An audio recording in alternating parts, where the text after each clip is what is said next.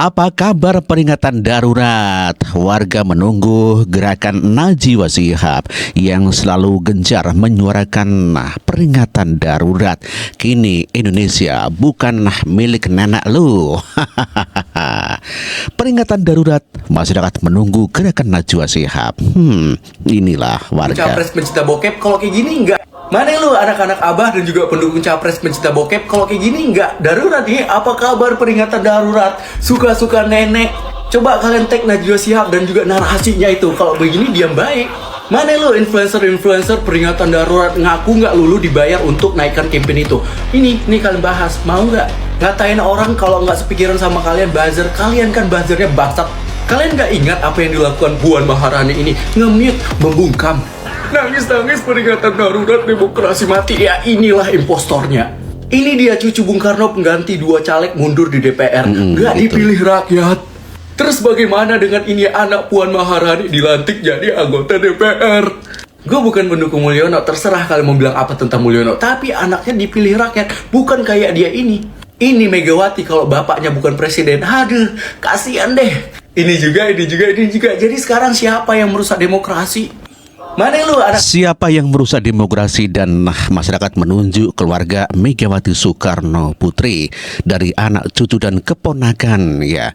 Negara suka-suka nenek atur. Warga menanti gerakan Najwa Shihab. Mana Najwa Shihab? Ya, tagih semuanya itu Najwa Shihab tuh. Keluarga tertentu. Nah, kemana tuh dia dan kawan-kawannya sekarang? Kok nggak ada suaranya? Mana backsound tanah airkunya? Jadi siapa sih guys keluarga yang pengen berkuasa di negara kita itu? Keluarganya siapa sebenarnya? Gua mau ngajak kalian flashback ya. Dulu Gibran, Bobi Nasution itu diusung jadi wali kota oleh partai ini. Ada nggak dari politisi-politisi partai ini dan pendukung-pendukungnya yang teriak-teriak politik dinasti? Tentu tidak ada. Yang ada justru di 2015 ya, MK itu melegalkan politik dinasti. Terus siapa ketua MK-nya kala itu? Paman Usman kah? Tentu tidak. Bapak Arief Hidayat lah ketua MK kala itu, ya. Ada nggak mereka teriak-teriak politik dinasti? Nggak ada. Karena semua ini ya untuk kepentingan partai mereka, demi melanggengkan kekuasaan partai mereka. Berbanding terbalik ketika 2024 Gibran maju menjadi cawapres bukan dari partai ini. Barulah mereka teriak-teriak politik dinasti. Barulah mereka kompak menyerang Jokowi dan keluarga. Padahal kalian harusnya melihat rekam jejak kalian sendiri. Nah lo, ya. Partai Demokrasi Indonesia Perjuangan. Demokrasi. Tapi tidak mau menghargai suara rakyat. Yang ada ngambil kursi buat keponakannya. Aduh, deknya gantian. Telak banget ambil kursi buat keponakan, itulah PDIP. Maka peringatan darurat ini ditujukan kepada Najwa Shihab yang kuar-kuar. Termasuk Reza Rahardian. Mau bikin peringatan darurat warna merah. Saya awas nggak lu pakai ini, langsung aja kita ke akun Najwa Shihab karena dia salah satu biang kerok dari peringatan darurat. Nah, gitu ya. Nah, ini dia Najwa Shihab dan media generasi. Langsung aja kita capture, gas. Habis itu kita langsung ke aplikasi editing nih. Begini caranya biar kalian bisa bikin juga. Nah, langsung kita ubah aja warnanya. Jadi peringatan darurat warna merah ini adalah perlawanan ataupun mengolok-olok peringatan darurat warna biru ya guys ya. Ya, ternyata kita ke sini. Nah, agak ke sini dikit. Ya. Perfect. Capture. Gerakan lawak-lawak karena si merah ini adalah impostornya. Habis itu udah langsung aja kita jadikan profile picture di TikTok guys. Gas. Nah, kalau kalian mau samaan nih, gue kasih gambarnya atau kalian langsung aja save profile picture gue. Mana lu Najwa Shihab, kenapa nggak peringatan darurat lagi lu? Kurang kenceng bayarannya atau bagaimana ya? Kan media bisa dibayar. Ini yang udah jelas-jelas merusak demokrasi, lu diam kok. Iya, benar-benar merusak demokrasi. Kenapa Najwa Shihab diam-diam saja? Kenapa Reza Rahardian diam-diam saja?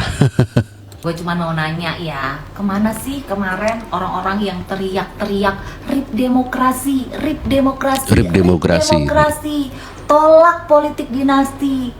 Negara ini bukan hanya milik keluarga tertentu. Ini bukan tentang 01, 02, 03. Ini tentang bangsa dan negara. Ketika demokrasi dikangkangi demi kepentingan bla bla bla bla bla bla bla bla bla bla. Nah, sekarang kemana sih orang-orang ini? Pada kemana? Kok tiba-tiba menghilang? Nggak ada suaranya. Kemanakah mereka? Atau mereka malu ya tertampar fakta ya? Iya. Atau bisa jadi karena nggak ada yang bayar? Iya, bayarannya kurang. Atau bisa jadi mereka lah the real tone deaf? Atau mereka hanyalah orang-orang yang masih sakit hati karena pilihannya kalah? Soalnya ini pada tiba-tiba nggak ada suaranya gitu ya. Kemarin kan lantang bener tuh, RIP demokrasi, tolak politik dinasti. Kok sekarang pada hilang? Kemana? Gue cuma mau nanya ya. Ya, masyarakat menanyakan keberadaan Najwa Shihab dan juga Reza Rahardian terkait bungkamnya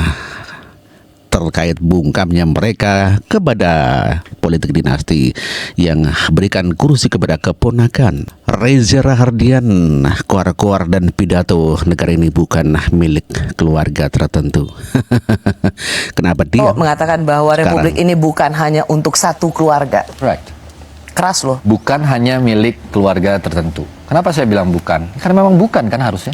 Lalu kemudian perdebatannya pasti akan ada yang ya biasalah orang-orang yang mungkin berbeda pendapat yang menurut saya juga monggo-monggo aja. Tapi ya kalau kita melihat konstelasi politik yang terjadi hari-hari ini, ya kita nggak bisa menutup mata, ini udah menjadi rahasia publik. Lalu kemudian narasinya dibawa, wah jangan salahin satu pihak tertentu dong, salahin DPR. Loh yang memang di garis bawahi adalah mereka-mereka yang di dalam ini wakil siapa. Dan proses hari ini kita bisa melihat dengan sangat clear. Ketika keputusan itu kemudian dibatalkan, maka kita punya hope kembali. Kita bisa melihat Dewan Perwakilan Rakyat yang ternyata masih sangat mendengar aspirasi rakyat. Kita bisa melihat bahwa kontrol sosial yang dari masyarakat itu terjadi dan didengar. Bukan indikator yang positif. Yeah. Dengan gerakan yang sangat masif, itu bisa mampu merubah. Ini harusnya bukan menjadi sebuah ancaman. Disinilah menurutku nilai indahnya demokrasi. Itulah kuar-kuar Reza Rahardian dengan narasi-narasi yang hampir mirip dengan Anies Baswedan yang pandai bicara.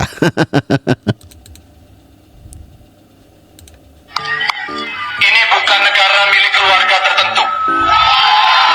Maksudnya bukan milik keluarga Megawati kan? Iya. Iya kan?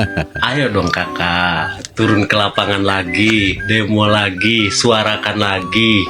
Indonesia sedang darurat nih, di mana ada anak, ibu, serta paman kuasai gedung DPR. Ayo dong kakak, bersuara lagi. Kami sebagai masyarakat rindu suara kakak. Jangan hanya beraninya kepada keluarga Jokowi.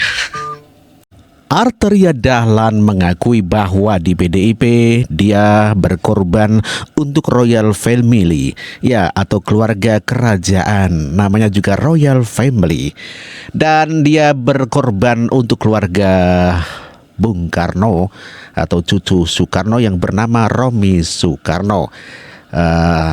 Arteria Dahlan begitu sangat ikhlas, dan tentu saja hal ini adalah merupakan pengorbanan yang luar biasa bagi Royal Family keluarga Soekarno. Bagi saya, untuk menjalankan apapun yang diputuskan dan menjadi kebijakan, apalagi penggantinya kan Mas Romi, bagian daripada Royal Family.